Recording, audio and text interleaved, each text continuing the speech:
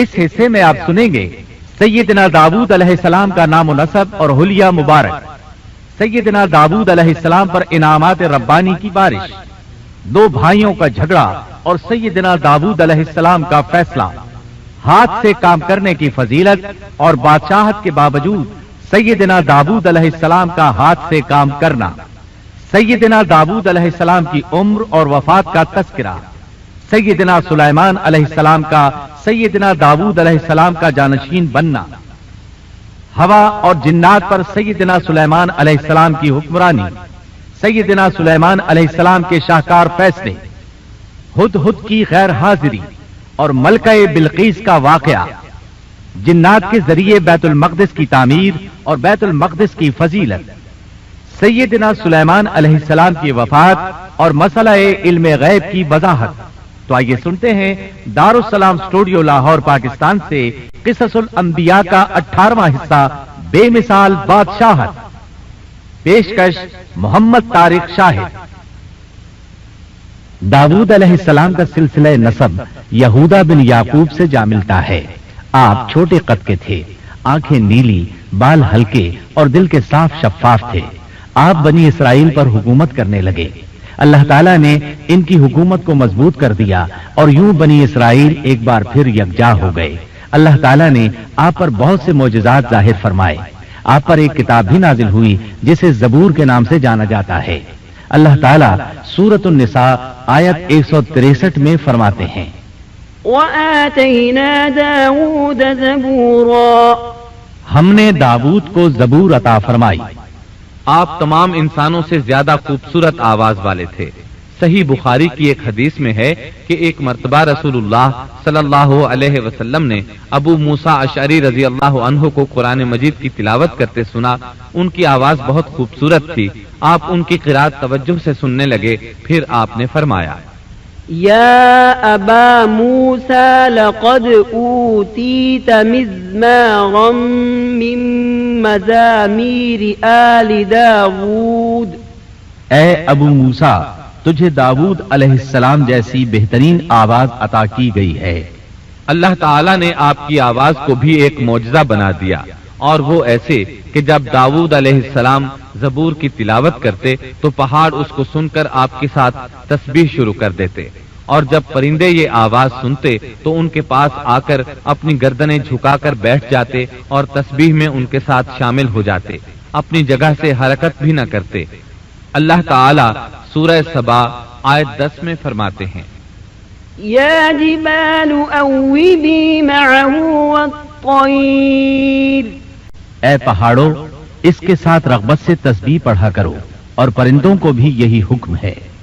خود داؤد علیہ السلام کے بارے میں اللہ تعالیٰ کا فرمان ہے، واذکر عبدنا داود ذا الأید انه اواب، اور ہمارے بندے داؤد کو یاد کریں جو بڑی قوت والا تھا، یقیناً وہ بہت رجوع کرنے والا تھا۔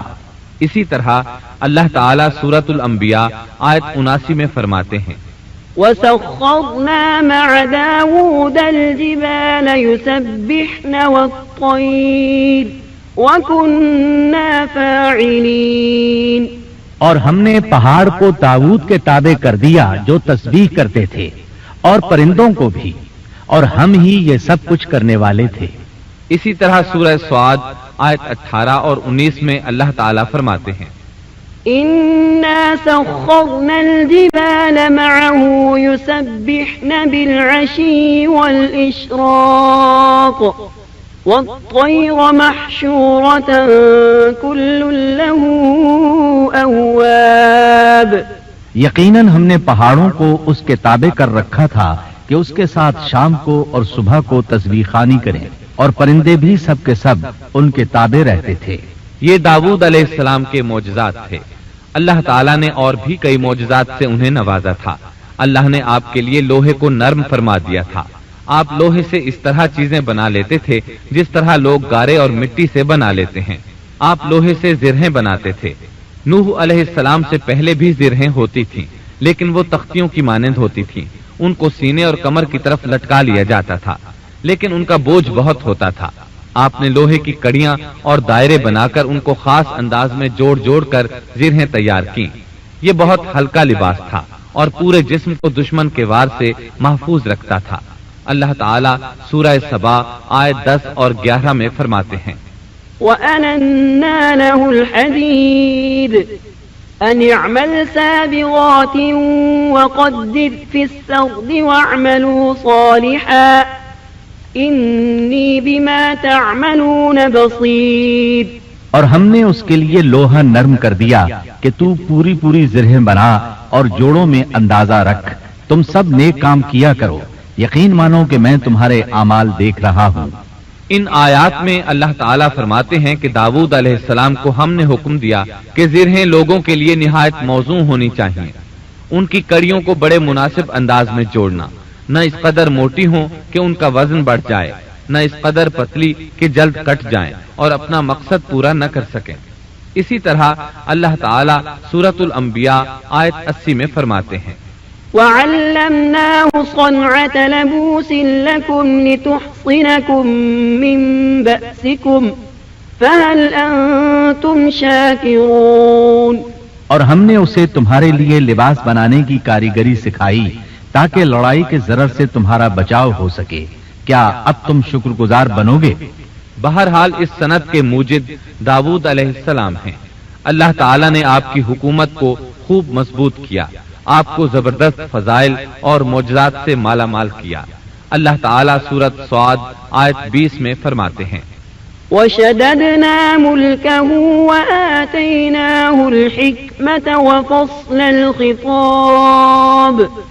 اور ہم نے اس کی سلطنت کو مضبوط کر دیا تھا اور اسے حکمت دی تھی اور بات کا فیصلہ سمجھا دیا تھا۔ آپ لوگوں کے درمیان نہایت عادلانہ فیصلے فرماتے تھے، آپ نبی بھی تھے، بادشاہ بھی اور قاضی بھی۔ آپ کی حکومت کے متعلق کئی احکامات نازل ہوئے، ان میں سے قرآن مجید میں ایک حکم عجیب انداز سے آیا ہے۔ ہوا یوں کہ آپ نے عبادت اور عدالت کے لیے اوقات مقرر کر رکھے تھے، عبادت کے لیے ایک جگہ بنوا رکھی تھی، دن میں فیصلے کرتے، رات کو عبادت۔ جب عبادت کرتے تو کسی کو ان کے پاس آنے کی اجازت نہیں تھی۔ ایک روز ایسا ہوا کہ 2 آدمی بغیر اجازت اندر آ گئے، دروازہ بند تھا لیکن وہ دیوار پھاند کر اندر آ گئے۔ آپ ڈر گئے کہ کہیں حملہ آور نہ ہو۔ اللہ تعالیٰ سورۃ صاد آیت 21 اور 22 میں فرماتے ہیں وَهَلْ أَتَاكَ نَبَأُ الْخَصْمِ إِذْ تَسَوَّرُوا الْمِحْرَابَ إِذْ دَخَلُوا عَلَى دَاوُودَ فَفَزِعَ مِنْهُمْ قَالُوا لَا تَخَفْ خَصْمَانِ بَغَى بَعْضُنَا عَلَى بَعْضٍ فَاحْكُم بَيْنَنَا بِالْحَقِّ وَلَا تُشْطِطْ وَاهْدِنَا إِلَى سَوَاءِ الصِّرَاطِ۔ اور کیا تجھے جھگڑا کرنے والوں کی بھی خبر ملی جبکہ وہ دیوار پھاند کر محراب میں آ گئے؟ جب یہ داؤد کے پاس پہنچے تو وہ ان سے ڈر گئے، وہ کہنے لگے خوف نہ کیجیے، ہم مقدمہ کے 2 فریق ہیں، ہم میں سے ایک نے دوسرے پر زیادتی کی ہے، لہٰذا آپ ہمارے درمیان حق کے ساتھ فیصلہ کر دیجئے اور ناانصافی نہ کیجیے اور ہمیں سیدھی راہ بتا دیجئے۔ داؤد علیہ السلام نے فرمایا بتاؤ تمہارا کیا مسئلہ ہے؟ ان میں سے ایک نے کہا إن هذا أخي له 99 نعجة ولي نعجة واحدة فقال أكفلنيها وعزني في الخطاب۔ یہ میرا بھائی ہے، اس کے پاس 99 دمبیاں ہیں اور میرے پاس ایک ہی دمبی ہے، لیکن یہ مجھ سے کہہ رہا ہے کہ اپنی یہ ایک بھی مجھے دے دے اور مجھ پر بات میں بڑی سختی برتتا ہے۔ اس آیت کی تفسیر میں ہے کہ ایک دمبی والے بھائی نے کہا یہ میرا بھائی بہت چالاک ہے، برے طریقے سے بات کرتا ہے، کہتا ہے کہ میری دمبیاں چرنے جاتی ہیں تو اس اپنی ایک دمبی کو بھی ان کے ساتھ بھیج دیا کرو۔ جب میری دمبی اس کی دمبیوں کے ساتھ آنے جانے لگ گئی تو اب یہ کہتا ہے کہ یہ بھی میری ہے، اب میں خالی ہاتھ ہوں۔ اس طرح میں اس کے ظلم کا نشانہ بن چکا ہوں۔ داؤد علیہ السلام نے فوراً کہا قال لقد ظلمك بسؤال نعجتك إلى نعاجه وَإِنَّ كَثِيرًا مِنَ الْخُلَطَاءِ لَيَبْغِي بَعْضُهُمْ عَلَى بَعْضٍ إِلَّا الَّذِينَ آمَنوا وَعَمِلُوا الصَّالِحَاتِ وَقَلِيلٌ مَا هُمْ۔ اس کا اپنی دمبیوں کے ساتھ تیری ایک دمبی ملا لینے کا سوال واقعی تیرے اوپر ایک ظلم ہے، اور اکثر حصے دار اور شریک ایسے ہی ہوتے ہیں کہ ایک دوسرے پر ظلم کرتے ہیں، سوائے ان لوگوں کے جو ایمان لائے اور جنہوں نے نیک عمل کیے، اور ایسے لوگ بہت ہی کم ہیں۔ داؤد علیہ السلام نے دوسرے بھائی کی بات سنے بغیر ہی اسے ظالم ٹھہرا دیا۔ آپ کا فیصلہ سنتے ہی دوسرا بول اٹھا، آپ نے میری بات تو سنی ہی نہیں اور فیصلہ دے دیا، پہلے آپ میری بات تو سنتے۔ داؤد علیہ السلام فوراً بھانپ گئے کہ ان سے غلطی ہوئی، سمجھ گئے کہ یہ اللہ تعالیٰ کی طرف سے آزمائش ہے۔ آپ نے فوراً توبہ کی، اللہ کی طرف رجوع کیا اور استغفار کرنے لگے۔ وَظَنَّ دَاوُودُ أَنَّمَا فَتَنَّاهُ فَاسْتَغْفَرَ رَبَّهُ وَخَرَّ رَاكِعًا وَأَنَابَ فَغَفَرْنَا لَهُ ذَلِكَ وَإِنَّ لَهُ عِندَنَا لَزُلْفَىٰ وَحُسْنَ مَآبٍ۔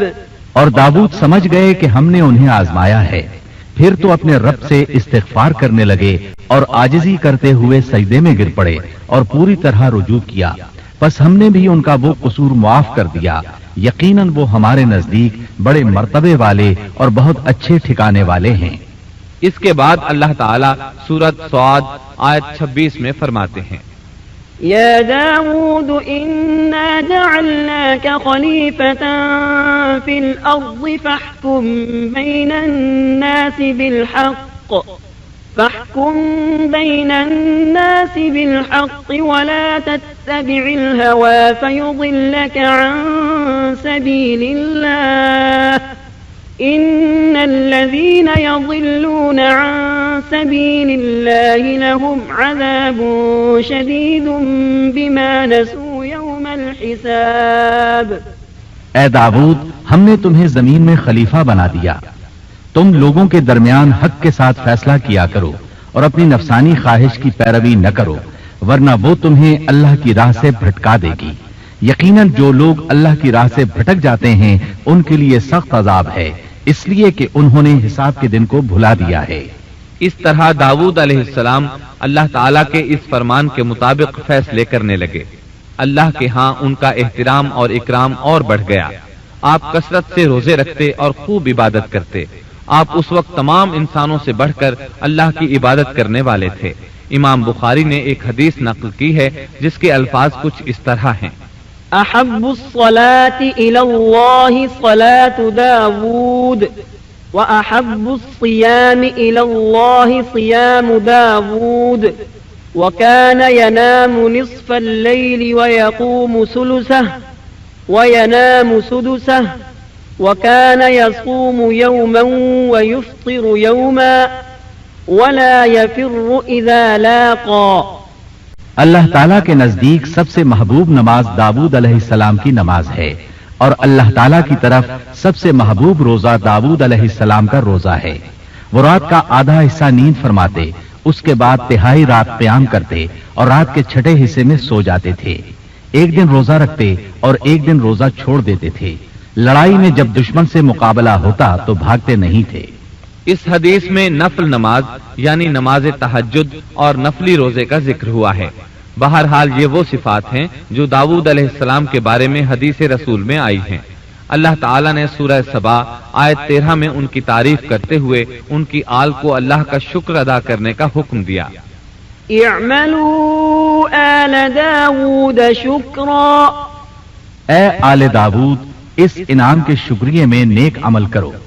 داؤد علیہ السلام کی ایک صفت یہ تھی کہ آپ بہت شکر گزار تھے، اور ایسے لوگ کم ہی ہوتے ہیں، جیسا کہ سورہ سبا آیت 13 میں اللہ تعالیٰ فرماتے ہیں، وَقَلِيلٌ مِّنْ عِبَادِيَ الشَّكُورُ، اور میرے بندوں میں سے شکر گزار بندے کم ہی ہوتے ہیں۔ داؤد علیہ السلام میں جیسے دیگر بہت سی خوبیاں تھیں، وہاں ایک بہت عظیم خوبی یہ بھی تھی کہ وہ ایک بادشاہ ہونے کے باوجود ایک درہم بھی سلطنت کے بیت المال سے نہیں لیتے تھے۔ اپنا اور اپنے اہل و عیال کا بوجھ خود اٹھاتے تھے اور اپنی محنت اور ہاتھ کی کمائی سے حلال روزی حاصل کر کے اپنے اہل و عیال کو کھلاتے تھے۔ داؤد علیہ السلام کی اس عظیم صفت کو نبی کریم صلی اللہ علیہ وسلم نے یوں بیان کیا ہے، صحیح بخاری میں ہے، ما أكل طعاما قط خيرا من أن يأكل من عمل يده وإن نبي الله داود عليه السلام كان يأكل من عمل يده۔ کسی انسان نے اس شخص سے بہتر روزی نہیں کھائی جو خود اپنے ہاتھ سے کما کر کھاتا ہے۔ اللہ کے نبی داؤد علیہ السلام بھی اپنے ہاتھ سے کام کر کے روزی کھایا کرتے تھے۔ بعض مفسرین بیان کرتے ہیں کہ داؤد علیہ السلام دعا مانگا کرتے تھے کہ اے میرے اللہ، کوئی ایسی صورت پیدا کر دے کہ میرے لیے ہاتھ کی کمائی آسان ہو جائے، کیونکہ میں بیت المال پر اپنا بوجھ نہیں ڈالنا چاہتا۔ تو اللہ تعالیٰ نے آپ کی اس خواہش کو اس فضیلت کے ساتھ قبول فرمایا کہ ان کے ہاتھ میں لوہے کو موم کی طرح نرم کر دیا، جس سے وہ زرہیں بناتے اور انہیں فروخت کر کے اپنے اہل و عیال کی کفالت کرتے۔ داؤد علیہ السلام نے کتنی عمر مبارک پائی، اس میں اختلاف ہے، چنانچہ اس کے متعلق مورخین کے اقوال کے علاوہ کوئی مستند بات نہیں ملتی۔ عبداللہ بن عباس رضی اللہ عنہما فرماتے ہیں کہ داؤد علیہ السلام کی وفات ہفتے کے دن اچانک ہوئی۔ وہ ہفتے کے دن مقررہ عبادت میں مشغول تھے اور پرندے قطارے باندھے ان پر سایہ فگن تھے کہ اچانک اس حالت میں ان کا انتقال ہو گیا۔ اس کے بعد آپ کے فرزند ارجمند نے امور سلطنت کو سنبھال لیا۔ یہ سلیمان علیہ السلام تھے۔ اللہ تعالیٰ نے آپ کو بہت سی خوبیاں اور معجزات عطا فرمائے۔ سورۃ النمل آیت 16 میں ہے، وورث سليمان داود وقال يا أيها الناس علمنا منطق الطير وأوتينا من كل شيء إن هذا لهو الفضل المبين۔ اور داؤد کے وارث سلیمان ہوئے، کہنے لگے لوگوں، ہمیں پرندوں کی بولی سکھلائی گئی ہے اور ہم سب کچھ دیے گئے ہیں، بے شک یہ بالکل کھلا ہوا فضل الہی ہے۔ یہاں وراثت سے مراد مال نہیں بلکہ بادشاہت اور نبوت مراد ہے۔ اللہ تعالیٰ نے انہیں ایسا بادشاہ بنایا کہ ساری دنیا میں ان جیسا کوئی نہیں ہوا، آپ سے بڑھ کر بادشاہت بھی کسی کی نہ ہو سکی، کیونکہ خود سلیمان علیہ السلام نے یہ دعا کی تھی کہ الہی مجھے ایسی سلطنت عطا فرما کہ جو میرے بعد اور کسی کے شایان شان نہ ہو۔ قال رب هب لي ملكا لا ينبغي لأحد من بعدي إنك أنت الوهاب فسخرنا له الريح تجري بأمره رخاء حيث أصاب والشياطين كل بناء وغواص وآخرین مقرنین فی الأصفاد۔ کہا کہ اے میرے رب، مجھے بخش دے اور مجھے ایسا ملک عطا فرما جو میرے سوا کسی شخص کے لائق نہ ہو، تو بڑا ہی دینے والا ہے۔ پس ہم نے ہوا کو ان کے ماتحت کر دیا، وہ آپ کے حکم سے جہاں آپ چاہتے نرمی سے پہنچا دیا کرتی تھی، اور طاقتور جنوں کو بھی ان کا ماتحت کر دیا، ہر عمارت بنانے والے کو اور غوطہ خور کو اور دوسرے جنات کو بھی جو زنجیروں میں جکڑے رہتے تھے۔ جن سلیمان علیہ السلام کے حکم سے بلند و بالا عمارتیں تعمیر کرتے تھے، دریاؤں میں غوطہ لگا کر ان سے ہیرے جواہرات اور موتی وغیرہ نکالتے تھے۔ دوسرے جو کام عام انسانوں کی طاقت سے زیادہ ہوتے تھے وہ آپ جنوں سے لیا کرتے تھے۔ جو جن آپ کے حکم سے سرتابی کرتے یا شرارتیں کر کے کام میں رکاوٹ ڈالتے یا دوسروں کو تنگ کرتے تو آپ انہیں زنجیروں میں جکڑ کر قید خانے میں ڈال دیتے، اور یہ آپ پر اللہ کی طرف سے بہت بڑا انعام اور احسان تھا، جیسا کہ اللہ تعالیٰ سورۃ صاد آیت 39 میں فرماتے ہیں، هذا عطاؤنا فامنن او امسك بغیر حساب۔ یہ ہے ہمارا عطیہ، اب تو احسان کر یا روک رکھ، کچھ حساب نہیں۔ اللہ تعالیٰ نے سلیمان علیہ السلام کو ان پر قبضہ اور اختیار دے دیا اور فرمایا اب آپ کی مرضی، آپ انہیں سزا دیں یا درگزر کریں، کسی کو کچھ دیں یا روک لیں، آپ کے لیے سب کچھ جائز ہے۔ دوسرے مقام پر اللہ تعالیٰ سورہ سبا آیت 12 میں فرماتے ہیں، ومن الجن من يعمل بين يديه بإذن ربه ومن يزغ منهم عن أمرنا نذقه من عذاب السعير. اور اس کے رب کے حکم سے بعض جنات اس کی ماتحتی میں اس کے سامنے کام کرتے تھے، اور ان میں سے جو بھی ہمارے حکم سے سرکشی کرے ہم اسے بھڑکتی ہوئی آگ کے عذاب کا مزہ چکھائیں گے.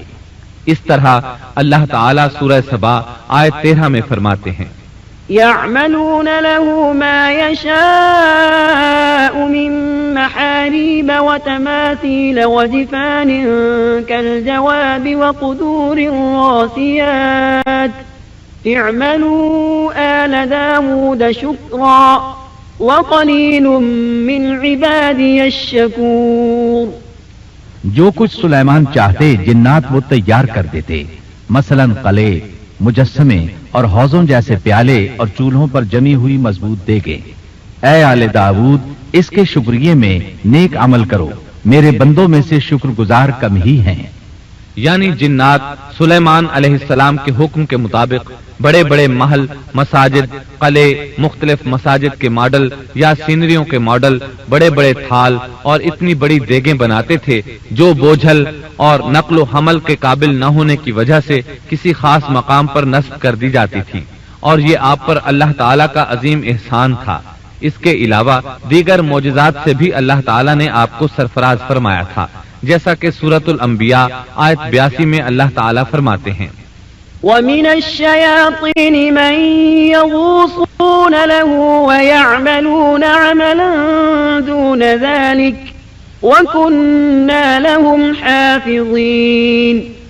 اسی طرح بہت سے شیاطین بھی ہم نے اس کے تابع کیے تھے جو اس کے فرمان سے غوطہ لگاتے تھے، اور اس کے سوا بھی بہت سے کام کرتے تھے، ان کے نگہبان ہم ہی تھے. یہ تمام اقتدار اللہ تعالیٰ نے آپ کو عطا کیا تھا. آپ کے معجزات میں سے ایک معجزہ یہ بھی تھا کہ ہوا آپ کے لیے مسخر یعنی مطیع و فرما بردار تھی. اللہ تعالیٰ سورہ صاد آیت 36 میں فرماتے ہیں فَسَخَّرْنَا لَهُ الرِّيحَ تَجْرِي بِأَمْرِهِ رُخَاءً حَيْثُ أَصَابَ. بس ہم نے ہوا کو ان کے ماتحت کر دیا، وہ آپ کے حکم سے جہاں آپ چاہتے نرمی سے پہنچا دیا کرتی تھی. اللہ تعالیٰ سورۃ الانبیاء آیت 81 میں فرماتے ہیں وَلِسُلَيْمَانَ الرِّيحَ عَاصِفَةً تَجْرِي بِأَمْرِهِ إِلَى الْأَرْضِ الَّتِي بَارَكْنَا فِيهَا وَكُنَّا بِكُلِّ شَيْءٍ عَالِمِينَ. اور ہم نے تیز و تند ہوا کو سلیمان کے تابع کر دیا جو اس کے فرمان کے مطابق اس زمین کی طرف چلتی تھی جہاں ہم نے برکت دے رکھی ہے، اور ہم ہر چیز کا علم رکھنے والے ہیں. اسی طرح اللہ تعالیٰ سورہ سبا آیت 12 میں فرماتے ہیں وَلِسُلَيْمَانَ الرِّيحَ غُدُوُّهَا شَهْرٌ وَرَوَاحُهَا شَهْرٌ. اور ہم نے سلیمان کے لیے ہوا کو مسخر کر دیا کہ صبح کی منزل اس کی مہینہ بھر کی ہوتی تھی اور شام کی منزل بھی مہینہ بھر کی ہوتی تھی. دیگر معجزات کی طرح اللہ تعالیٰ نے سلیمان علیہ السلام کو یہ معجزہ بھی عطا فرمایا کہ تیز و تند ہوا کو ان کا تابع فرمان بنا دیا. آپ اس ہوا کو جس طرح کا حکم دیتے وہ حکم کی تعمیل کرتی، اور اس طرح آپ ایک ماہ کا سفر چند گھنٹوں میں طے کر لیا کرتے تھے. داؤد علیہ السلام کو تو اللہ تعالیٰ نے لوہے کی ڈھلائی کا کام سکھایا تھا، جبکہ سلیمان علیہ السلام کو لوہے کی ڈھلائی کے علاوہ تانبے کی ڈھلائی کا فن بھی سکھایا. سورہ سبا آیت 12 میں اللہ تعالیٰ فرماتے ہیں وَأَسَلْنَا لَهُ عَيْنَ الْقِطْرِ. اور ہم نے اس کے لیے تانبے کا چشمہ بہا دیا. اس چشمے میں پانی کی بجائے تانبا بہتا تھا. آپ اس سے جو چاہتے بنا لیتے. آپ گھوڑوں کو بہت پسند فرماتے تھے.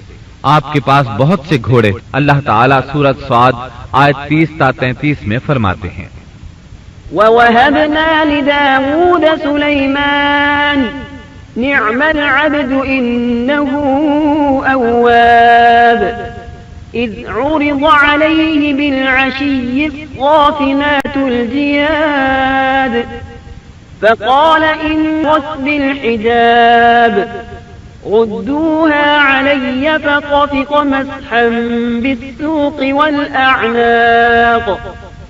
اور ہم نے داؤد کو سلیمان عطا فرمایا جو بڑا اچھا بندہ تھا اور بے حد رجوع کرنے والا تھا. جب ان کے سامنے شام کے وقت تیز رو خاصے کے گھوڑے پیش کیے گئے تو کہنے لگے میں نے ان گھوڑوں پر اپنے پروردگار کی یاد کو ترجیح دی یہاں تک کہ آفتاب غروب ہو گیا. ان گھوڑوں کو دوبارہ میرے سامنے لاؤ. پھر تو ان کی پنڈلیوں اور گردنوں پر ہاتھ پھیرنے لگے. گھوڑے 20,000 سے زائد تھے. گھوڑوں کے معائنے میں ان کا روزمرہ کا ذکر رہ گیا. تب انہیں ذکر الہی کا خیال آیا جس پر انہیں سخت صدمہ ہوا اور کہنے لگے کہ میں گھوڑوں کی محبت میں اتنا گم ہو گیا کہ سورج غروب ہو گیا. تو ان گھوڑوں کو دوڑایا کہ وہ نظروں سے اوجھل ہو گئے. پھر انہیں دوبارہ طلب کیا اور پیار محبت سے ان کی پنڈلیوں اور گردنوں پر ہاتھ پھیرنا شروع کر دیا.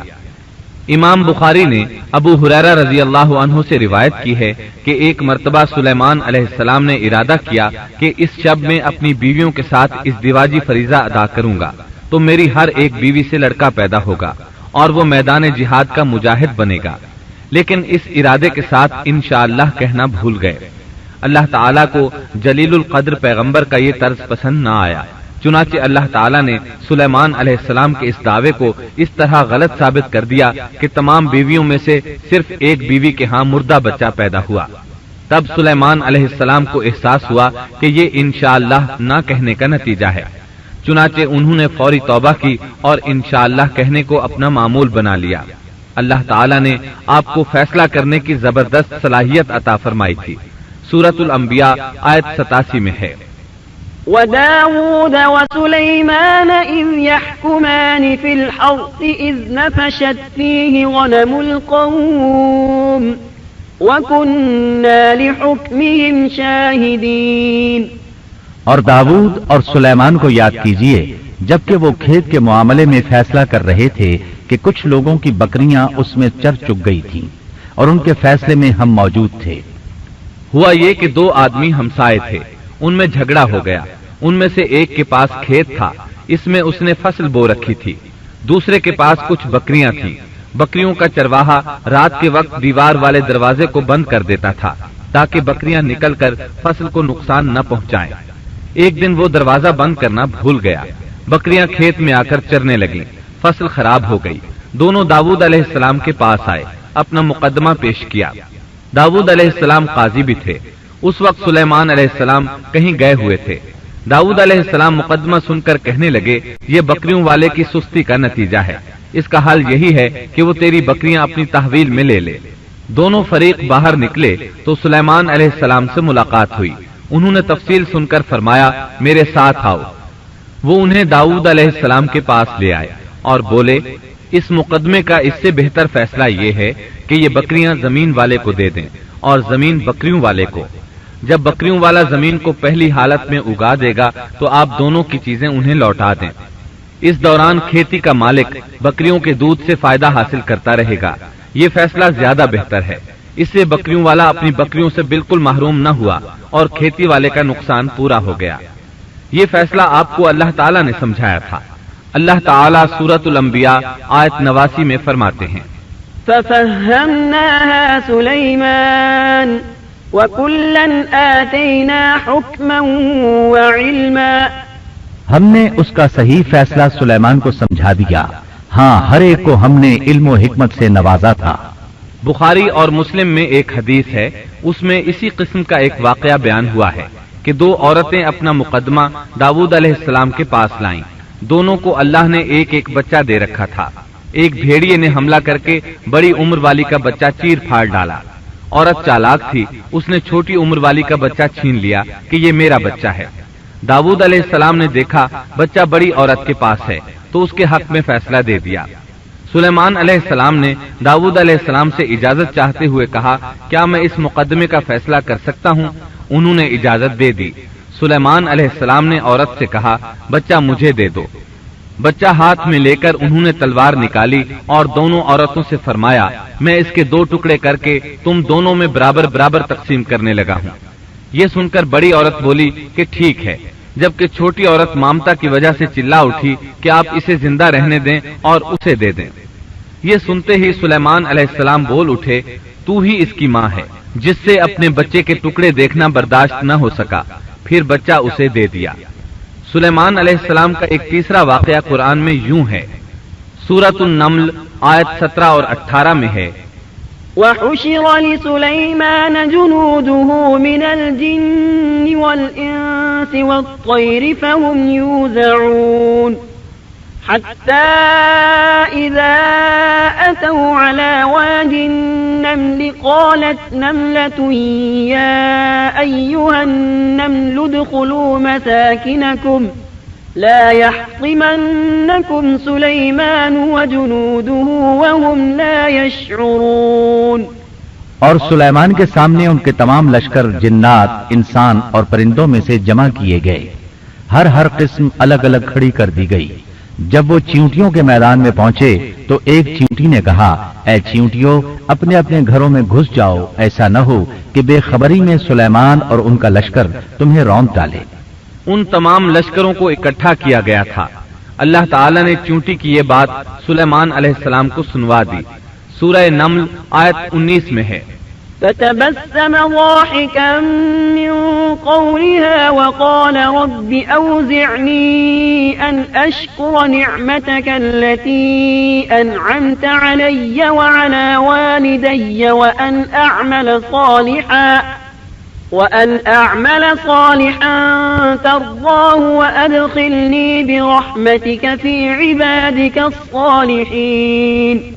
اس کی اس بات پر سلیمان مسکرا کر ہنس پڑے اور دعا کرنے لگے کہ اے پروردگار، تو مجھے توفیق دے کہ میں تیری ان نعمتوں کا شکر بجا لاؤں جو تو نے مجھ پر انعام کی ہیں، اور میں ایسے نیک اعمال کرتا رہوں جن سے تو خوش رہے، اور مجھے اپنی رحمت سے نیک بندوں میں شامل فرما۔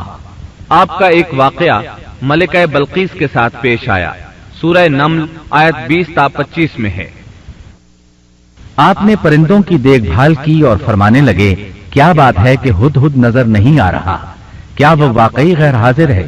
یقیناً میں اسے سخت سزا دوں گا یا اسے ذبح کر ڈالوں گا، یا وہ میرے سامنے کوئی معقول وجہ بیان کرے۔ کچھ زیادہ دیر نہ گزری تھی کہ اس نے آ کر کہا، میں ایک ایسی خبر لایا ہوں کہ آپ کو اس کی خبر ہی نہیں، اور میں سبا کی ایک سچی خبر آپ کے پاس لایا ہوں۔ میں نے دیکھا ہے کہ ان کی بادشاہ ایک عورت ہے جسے ہر قسم کی چیز سے کچھ نہ کچھ دیا گیا ہے، اور اس کا تخت بھی بڑا عظیم ہے۔ میں نے اسے اور اس کی قوم کو اللہ تعالیٰ کو چھوڑ کر سورج کو سجدہ کرتے ہوئے پایا ہے۔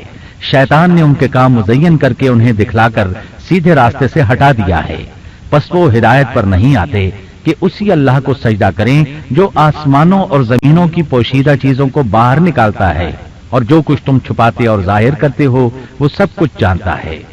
ہدہد نے اللہ تعالیٰ کی یہ صفت اس لیے بیان کی کہ یہ اپنی حس کے ذریعے زمین میں پانی والے حصے کا پتہ چلا لیتا ہے۔ سلیمان علیہ السلام کو بھی یہی ہدہد بتایا کرتا تھا کہ پانی کہاں ہے، پھر آپ جنات کے ذریعے پانی نکلواتے تھے۔ یہ اطلاع سن کر سلیمان علیہ السلام حیران ہوئے۔ آپ نے ہدہد سے کہا، ہم ابھی تمہاری بات کی تصدیق کر لیتے ہیں۔ سورہ نمل آیت 27 اور 28 میں ہے، قال سننظر أصدقت أم كنت من الكاذبين اذهب بكتابي هذا فألقه إليهم ثم تول عنهم فانظر ماذا يرجعون۔ سلیمان نے کہا، اب ہم دیکھیں گے کہ تو نے سچ کہا ہے یا تو جھوٹا ہے۔ میرے اس خط کو لے جا کر انہیں دے دے، پھر ان کے پاس سے ہٹ آ اور دیکھ کہ وہ کیا جواب دیتے ہیں۔ آپ نے ایک خط لکھ کر اسے دیا۔ ہدہد وہ خط لے کر ملکہ بلقیس کے محل پہنچا۔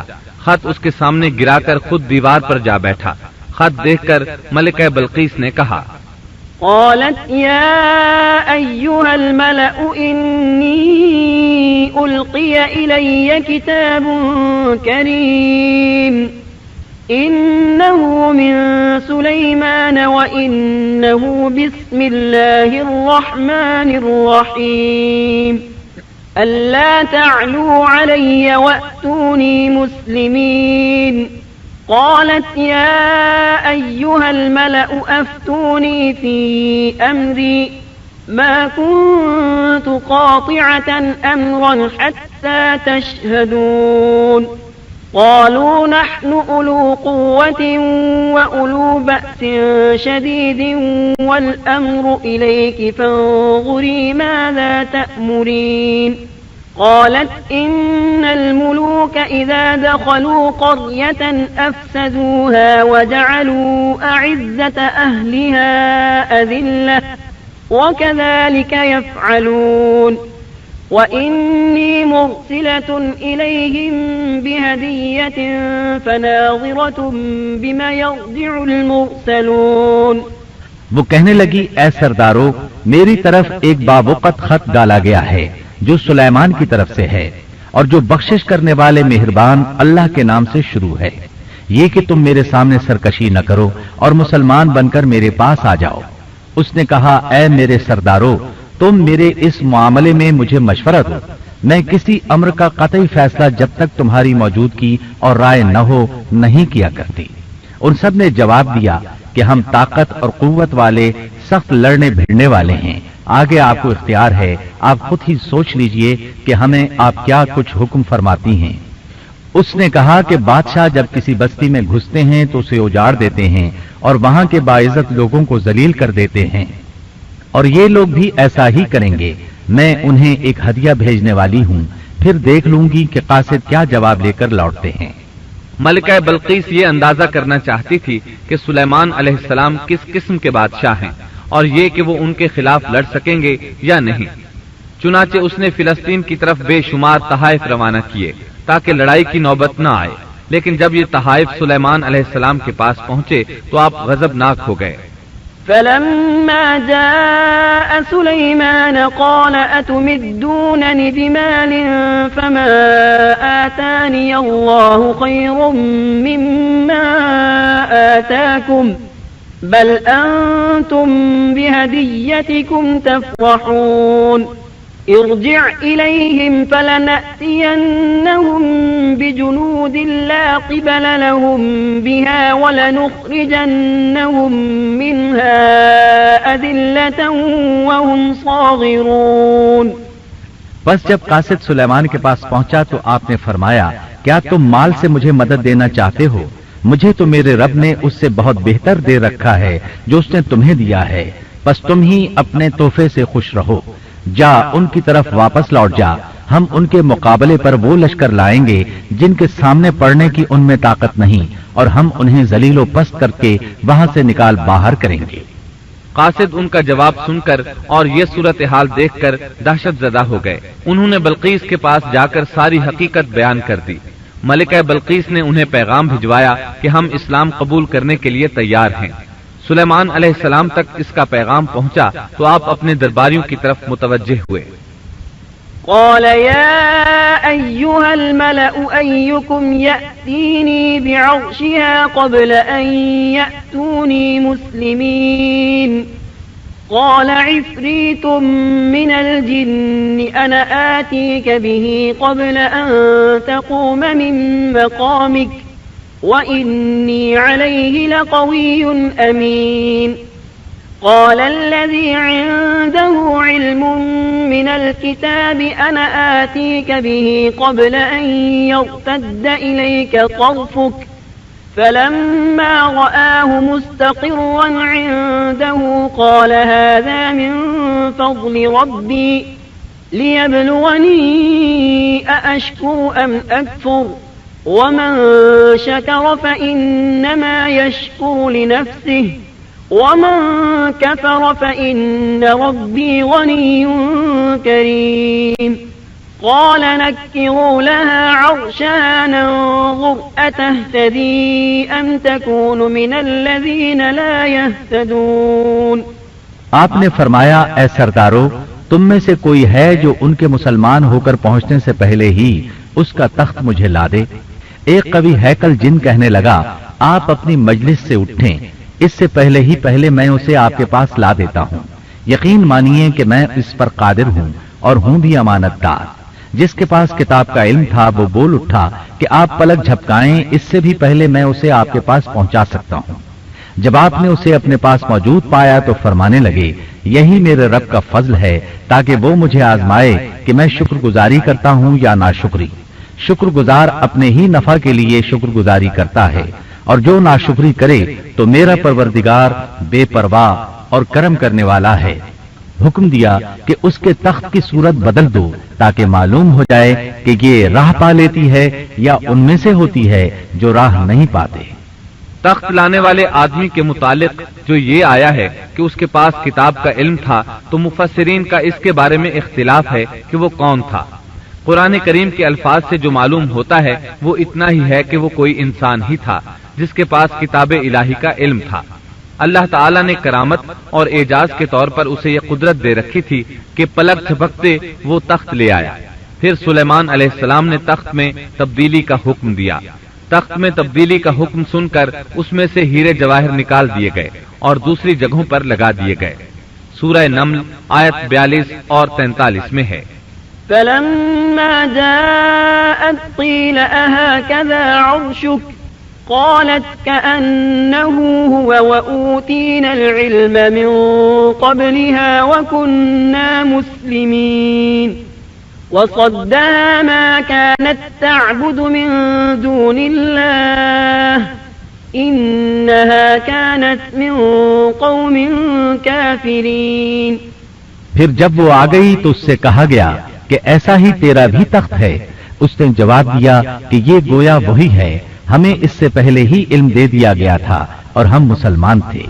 उसे उन्होंने रोक रखा था कि जिनकी वो अल्लाह को छोड़कर परस्तिश करती रही थी, यकीनन वो काफिर लोगों में से थी। अब सुलेमान अलैहिस्सलाम की मलका बल्कीस से गुफ्तगू शुरू हुई। फिर वो उसे तख्त के पास ले आए। उससे पूछा, क्या तेरा तख्त भी इसी तरह का है? उसने बहुत अच्छा और फसाहत से भरपूर जवाब दिया। उसने ना तो ये कहा कि हाँ, क्योंकि वो तो अपना तख्त पीछे सबा के इलाके में छोड़ आई थी, यहाँ कैसे आ सकता था। ना उसने ये कहा कि ना, क्योंकि ये वही महसूस हो रहा था। अलबत्ता इसमें कदरे तब्दीली महसूस हो रही थी। उसने अजीब जुमले में जवाब दिया कि ये वही लगता है। सुलेमान अलैहिस्सलाम ये जवाब सुनकर हैरान हुए। अब आपने उसे अपनी सल्तनत का गलबा दिखाने के लिए ऐसा मंजर दिखाया जो किसी बशर ने आज तक नहीं देखा। चुनाचे आप उसे एक महल में ले गए। यह मुकम्मल तौर पर शीशे का था। इससे दूसरी तरफ देखा जा सकता था। फर्श भी शीशे का था। शीशे के नीचे पानी छोड़ा गया था। पानी चलता रहता था। आप उसे लिए अंदर दाखिल हुए तो वो बहुत हैरान हुई कि महल में पानी बह रहा है। उसने अपना लिबास कुछ ऊपर कर लिया कि भीग न जाए। उसने अपना पांव पानी पर रखना चाहा तो वो शीशे पर पड़ा और ज्यादा हैरान हुई और शर्मिंदा भी कि धोखा खा गई। और ये सब कुछ जिन्नात के जरिए तैयार कराया गया था। सूरह नम्ल आयत 44 में अल्लाह ताला फरमाते हैं, قيل لها ادخل الصرح فلما رأته حسبته لجة وكشفت عن ساقيها قال إنه صرح ممرد من قوارير قالت رب إني ظلمت نفسي وأسلمت مع سليمان لله رب العالمين۔ उससे कहा गया कि महल में चली चलो। जिसे देखकर ये समझकर कि ये हौज है, उसने अपनी पिंडलियां खोल दी। सुलेमान ने कहा, ये ऐसा महल है जिसमें नीचे भी शीशे जड़े हुए हैं। कहने लगी, मेरे परवरदिगार, मैंने अपनी जान पर जुल्म किया। अब मैं सुलेमान के साथ अल्लाह रब्बुल आलमीन की मुती और फरमाबरदार बनती हूँ। ये अजीम सल्तनत देखकर वो जान गई कि सुलेमान अलैहिस्सलाम सिर्फ बादशाह ही नहीं, नबी भी हैं। चुनाचे उसने फौरन ईमान कबूल कर लिया। सुलेमान अलैहिस्सलाम का सबसे बड़ा कारनामा यह है कि आपने मस्जिद अक्सा तामीर करवाई। इसकी पहली तामीर याकूब अलैहिस्सलाम ने कराई थी। सही हदीस में है कि रसूलुल्लाह सल्लल्लाहु अलैहि वसल्लम से पूछा गया, जमीन में कौन सी मस्जिद सबसे पहले तामीर की गई? आपने फरमाया, मस्जिद हराम यानी मक्का मुअज्जमा वाली मस्जिद। फिर आपसे पूछा गया कि इसके बाद कौन सी मस्जिद जमीन में बनाई गई? आपने जवाब दिया, मस्जिद अक्सा। जब बुख्त नुसर ने कुद्स पर कब्जा जमा लिया तो उसने मस्जिद अक्सा ढा दी। लेकिन फिर सुलेमान अलैहिस्सलाम को अल्लाह ताला ने बादशाहत अता की तो उन्होंने असर नौ तामीर का काम शुरू कराया। इसके साथ ही उन्होंने हैकल सुलेमानी भी तामीर करवाया। यहूद आज तक इसको मुकद्दस समझते हैं। ये मस्जिद अक्सा के बिल्कुल करीब है। मस्जिद अक्सा की फजीलत में बहुत सी रिवायात मिलती हैं। جیسا کہ رسول اللہ صلی اللہ علیہ وسلم کا ارشاد ہے، مسجد حرام میں ایک نماز کا ثواب 1,00,000 نمازوں کے برابر ہے، مسجد نبوی میں ایک نماز کا ثواب 1,000 نماز کے برابر ہے، اور مسجد اقصی میں 500 نمازوں کے برابر ثواب ملتا ہے۔ مسند احمد میں عبداللہ بن عمرو بن عاص رضی اللہ عنہما سے روایت ہے کہ رسول اللہ صلی اللہ علیہ وسلم نے فرمایا، جب سلیمان علیہ السلام نے بیت المقدس کو تعمیر کیا تو اللہ تعالیٰ سے 3 دعائیں مانگی، ان میں سے اللہ تعالیٰ نے 2 قبول فرمائیں اور ایک کے بارے میں ہم امید رکھتے ہیں کہ وہ ہمیں ملے گی۔ انہوں نے پہلا سوال یہ کیا کہ مجھے ایسی حکومت دے جو تیری حکومت کے موافق ہو، یعنی عدل و انصاف کی فراوانی ہو اور کسی پر ظلم و زیادتی نہ ہو۔ اللہ نے یہ دعا قبول فرمائی۔ دوسرا سوال یہ کیا، مجھے ایسا ملک عطا فرما جو میرے سوا کسی شخص کے لائق نہ ہو۔ اللہ تعالیٰ نے یہ دعا بھی قبول فرما لی۔ تیسرا سوال یہ کیا کہ جو شخص بھی گھر سے نکلے اور وہ مسجد اقصی میں نماز پڑھنے کا ارادہ رکھتا ہو تو وہ اپنے گناہوں سے اس طرح نکل جائے جس طرح کے پیدائش کے دن تھا۔ اس تیسرے سوال کے متعلق رسول اللہ صلی اللہ علیہ وسلم نے فرمایا، امید ہے یہ دعا اللہ نے ہمارے لیے رکھ لی ہو۔ اللہ تعالیٰ نے انہیں اس قدر طاقت اور قدرت عطا فرمائی تھی، لیکن اس کے باوجود آپ بشر تھے اور موت ہر بشر کو پہنچ کر رہتی ہے۔ انسان جس قدر بھی قدرت حاصل کر لے، جتنا بھی غلبہ پالے، جتنی بھی عظمت حاصل کر لے، لیکن موت سے نہیں بچ سکتا۔ اللہ تعالیٰ نے تو نبی کریم صلی اللہ علیہ وسلم کے متعلق فرمایا ہے، سورۃ الزمر آیت 30 میں ہے، إنك ميت وإنهم ميتون، بے شک خود آپ کو بھی موت کا مزہ چکھنا ہے اور یہ سب بھی مرنے والے ہیں۔ اللہ تعالیٰ نے چاہا کہ سلیمان علیہ السلام کی موت سے بھی لوگوں کو عبرت ہو اور نشانیاں ظاہر ہوں، کیونکہ اس دور میں لوگ جنات کے فتنے میں مبتلا تھے۔ یہ خیال کرتے تھے کہ جنات کو غیب کا علم ہے۔ اللہ تعالیٰ نے چاہا کہ لوگوں کو سلیمان علیہ السلام کی موت کے ذریعے بتائیں کہ جنات کو علم غیب نہیں ہے۔ ایک دن سلیمان علیہ السلام نے جنات کو سختی کے ساتھ مسخر کیا اور وہ آپ کے سامنے کام کرنے لگے۔ آپ ان کی نگرانی کرتے رہتے۔ جنات کے دلوں میں آپ کا بہت خوف تھا۔ آپ انہیں سستی کرنے پر سخت سزا دیتے تھے۔ آپ کھڑے ان کی نگرانی کر رہے تھے۔ اس وقت آپ کی عمر 150 سال تھی۔ جنات بیت المقدس کی تعمیر میں مصروف تھے۔ ایسے میں آپ نے اپنا عصا پکڑا اور اس پر اپنی ہتھیلیاں ٹکا دی، پھر ہتھیلیوں پر اپنا سر رکھ دیا۔ اس طرح ان کی نگرانی کرتے رہے۔ اسی حالت میں اللہ تعالیٰ نے آپ کی روح قبض کر لی، تاہم آپ کی آنکھیں کھلی رہیں۔ ادھر جن مسلسل کام میں لگے رہے۔ وہ یہی خیال کرتے رہے کہ سلیمان علیہ السلام زندہ ہیں اور انہیں دیکھ رہے ہیں۔ آپ کا خلیفہ آیا تو وہ جان گیا آپ انتقال کر گئے ہیں، لیکن اس نے بھی جنات پر یہ بات ظاہر نہ کی۔ اس طرح 2 سال گزر گئے۔ جن اس قدر سخت نگرانی پر حیران تھے۔ وہ دیکھ رہے تھے کہ 2 سال سے سلیمان علیہ السلام نے حرکت تک نہیں کی، پلک تک نہیں جھپکی۔ ادھر اللہ تعالیٰ نے دیمک کو سلیمان علیہ السلام کے عصا پر مسلط کر دیا۔ وہ اندر اندر لاٹھی کو کھوکھلا کرتی رہی۔ آخر لاٹھی ٹوٹ گئی۔ سلیمان علیہ السلام زمین پر گر گئے۔ اس وقت جنات کو پتا چلا کہ انہیں فوت ہوئے تو عرصہ دراز ہو چکا ہے۔ تب انسانوں کو بھی معلوم ہو گیا کہ جنات کو غیب کا علم نہیں ہے۔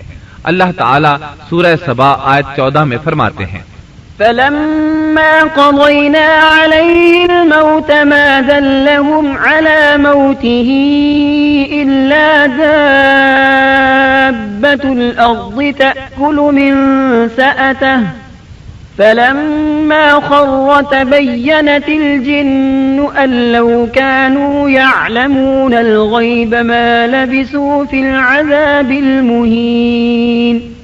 پھر جب ہم نے ان پر موت کا حکم بھیج دیا تو ان کی خبر جنات کو کسی نے نہ دی سوائے گھن کے کیڑے کے جو ان کے عصا کو کھا رہا تھا۔